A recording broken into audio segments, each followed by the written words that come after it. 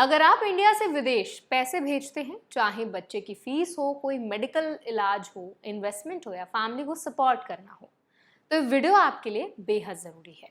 क्योंकि इस प्रोसेस में एक गलत कदम आपको टैक्स नोटिस, बैंक रिजेक्शन या FEMA वायलेशन में डाल सकता है। आज हम समझेंगे आरबीआई का LRS स्कीम क्या है, कितना पैसा भेज सकते हैं, कौन से डॉक्यूमेंट्स लगते हैं, TCS कब कटता है और कब नहीं, और कौन से प्लेटफॉर्म सेफ और सस्ते हैं। तो आज इस वीडियो में हम कवर करेंगे LRS की लिमिट और रूल्स, किस काम के लिए पैसे भेज सकते हैं और किसके लिए नहीं, फॉर्म A2 और 15CA 15CB का मतलब, TCS के नए रेट्स 2025-26 के हिसाब से, बैंक वर्सेस ऑनलाइन प्लेटफॉर्म का फर्क और वो जरूरी बातें जो हर इंडियन को पता होनी चाहिए ताकि कोई धोखा ना हो। तो चलिए फिर जल्दी से वीडियो को शुरू करते हैं। हाय, मेरा नाम है वर्षा दुबे और आप मुझे देख रहे हैं NBT टेक एड पर। सबसे पहले बात करते हैं LRS क्या है और इसकी लिमिट कितनी है।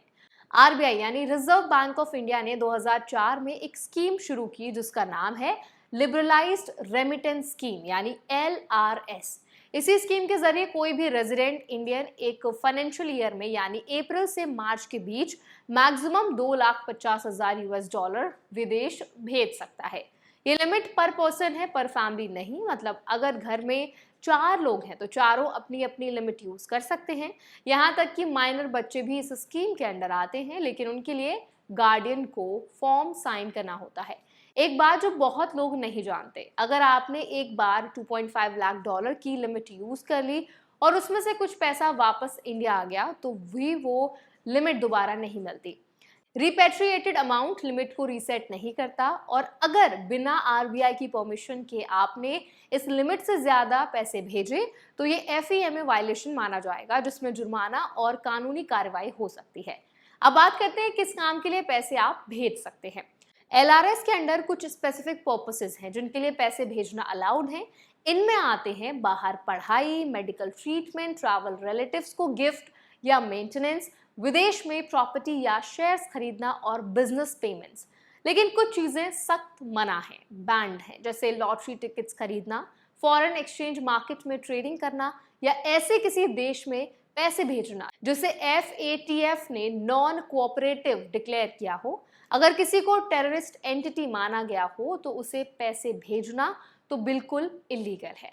एक इंपॉर्टेंट अपडेट, आरबीआई अभी ओवरसीज फिक्स्ड डिपॉजिट्स पर भी नजर रख रही है।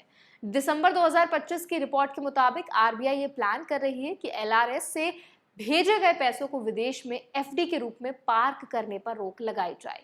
इसे पैसिव कैपिटल फ्लाइट की कैटेगरी में देखा जा रहा है। तो अगर आप इस तरीके से पैसे रखते हैं तो नए रूल्स का इंतजार करें। अब बात करते हैं डॉक्यूमेंट्स क्या क्या लगते हैं। जब भी आप किसी बैंक के जरिए LRS रेमिटेंस करते हैं तो आपको कुछ जरूरी डॉक्यूमेंट्स देने होते हैं।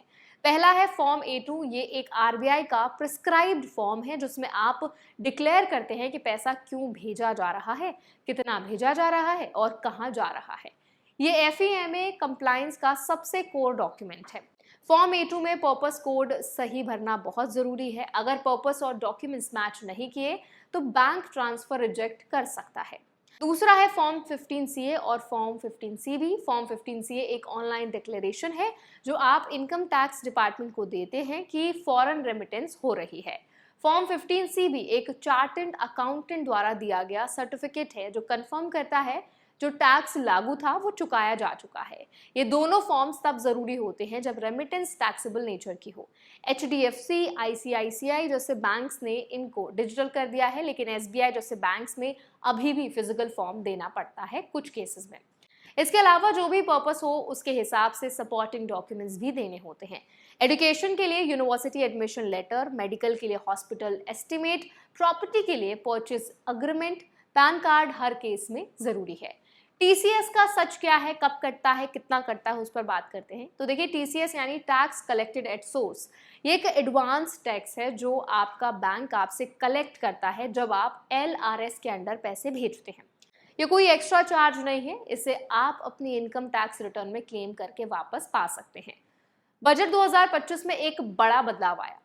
TCS की थ्रेशोल्ड 7 लाख रुपए से बढ़ाकर 10 लाख रुपए कर दी गई, जो 1 अप्रैल 2025 से इफेक्टिव है।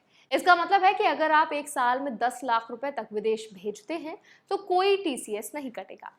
लेकिन 10 लाख रुपए से ज्यादा भेजने पर रेट्स पर्पस के हिसाब से अलग अलग हैं।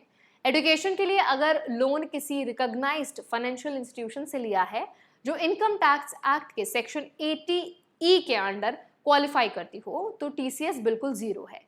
अगर अपनी पॉकेट से या किसी नॉन स्पेसिफाइड जगह से लोन लिया है तो 10 लाख रुपए से ज्यादा पर 5% टीसीएस लगेगा। मेडिकल ट्रीटमेंट और ट्रैवल के लिए बजट 2026 के बाद से 1 अप्रैल 2026 से 10 लाख रुपए से ज्यादा पर सिर्फ 2% टीसीएस लगेगा। ओवरसीज टूर पैकेजेस पर हर अमाउंट पर बिना किसी मिनिमम के 2% टीसीएस लगता है। बाकी सभी केसेस में जैसे इन्वेस्टमेंट, गिफ्ट, मेंटेनेंस 10 लाख रुपए से ज्यादा पर 20% टीसीएस कटता है। एक बहुत इंपॉर्टेंट बात, इंटरनेशनल क्रेडिट कार्ड से विदेश में खर्च करने पर फिलहाल एलआरएस लिमिट काउंट नहीं होती और टीसीएस भी नहीं लगता। ये मिनिस्ट्री ऑफ फाइनेंस के सर्कुलर नंबर 10/2023 के तहत डिफर किया गया है जो अभी तक इफेक्टिव है। लेकिन अगर आप डेबिट कार्ड या फॉरेक्स कार्ड से विदेश में खर्च कर रहे हैं तो वो आपकी $2,50,000 एलआरएस लिमिट में काउंट होगा। बैंक वर्सेस ऑनलाइन प्लेटफॉर्म कौन सा बेहतर है उस पर बात कर लेते हैं। तो देखिए, इंडिया से विदेश पैसे भेजने के दो मेन तरीके हैं। पहला बैंक के थ्रू स्विफ्ट ट्रांसफर और दूसरा online money transfer platform. Bank Swift transfer सबसे ट्रेडिशनल और सेफ तरीका है। एसबीआई, एचडीएफसी, आईसीआईसीआई, एक्सिस सभी ये सर्विस देती हैं, लेकिन इसमें चार्जेस ज्यादा होते हैं, एक्सचेंज रेट मार्कअप होता है और 2 से 5 बिजनेस डेज लग सकते हैं। साथ ही कॉरस्पॉन्डेंट बैंक चार्जेस भी रिसीवर को बेयर करनी पड़ सकती है। ऑनलाइन प्लेटफॉर्म जैसे कि वाइज, रेमिटली, वेस्टर्न यूनियन और इंस्टारैम के ज्यादा ट्रांसपेरेंट और किफायती हैं। Wise mid market exchange rate use करता है जो कि बैंक रेट से काफी बेहतर होता है और फीस पहले से क्लियरली दिखाता है। $1,000 ट्रांसफर पर वाइज की फीस लगभग $7 से $12 होती है मेथड के हिसाब से। रेमिटली उन लोगों के लिए अच्छा है जिनके रिलेटिव्स को कैश पिकअप की जरूरत हो। ये 170 से ज्यादा देशों में काम करता है और पहले ट्रांसफर पर फी माफ भी करता है। वेस्टर्न यूनियन सबसे पुराना और सबसे वाइड नेटवर्क वाला है। 200 से ज्यादा देशों में, खासकर जहां बैंकिंग इंफ्रास्ट्रक्चर कम है, लेकिन इसकी फीस कंपैरेटिवली ज्यादा हो सकती है। एक रिसर्च के मुताबिक वाइज वेस्टर्न यूनियन से औसतन 3 गुना सस्ता तरीके से ट्रांसफर करता है। अब बात करते हैं सावधानी की। तो देखिए, सभी online platforms RBI authorised dealers नहीं हैं। डायरेक्ट सेंस में ये आपके ऑथराइज्ड डीलर बैंक के थ्रू प्रोसेस करते हैं, इसीलिए फॉर्म A2 और कंप्लायंस की जिम्मेदारी आपकी है। अगर आपने एलआरएस के अंडर विदेश में कोई एसेट बनाई है जैसे प्रॉपर्टी, बैंक अकाउंट या शेयर्स, तो आपको हर साल अपनी इनकम टैक्स रिटर्न में शेड्यूल FA यानी फॉरेन एसेट्स डिक्लेयर करना जरूरी है। ये रूल तब भी लागू होता है जब अमाउंट छोटा हो, अकाउंट ईयर में बंद हो गया हो या किसी और के साथ ज्वाइंट में हो। अगर आपने फॉरेन एसेट छुपाए तो ब्लैक मनी एक्ट 2015 के अंडर 30% टैक्स के साथ 90% पेनल्टी और प्रोसिक्यूशन का रिस्क है। अब देखिए, बात करते हैं उन गलतियों की जो अक्सर लोग करते हैं जिनसे आपको सावधान रहना है। तो पहली गलती है पर्पस कोड गलत भरना। फॉर्म A2 में पर्पस कोड और सपोर्टिंग डॉक्यूमेंट्स एक दूसरे से मैच होने चाहिए। गलत पर्पस कोड भरने से ट्रांसफर रुक सकता है। दूसरी गलती है बेनिफिशियरी नेम सही ना होना। ओवरसीज बैंक अकाउंट में जो नाम है वही नाम फॉर्म A2 में होना चाहिए, स्पेलिंग तक मैच होनी चाहिए।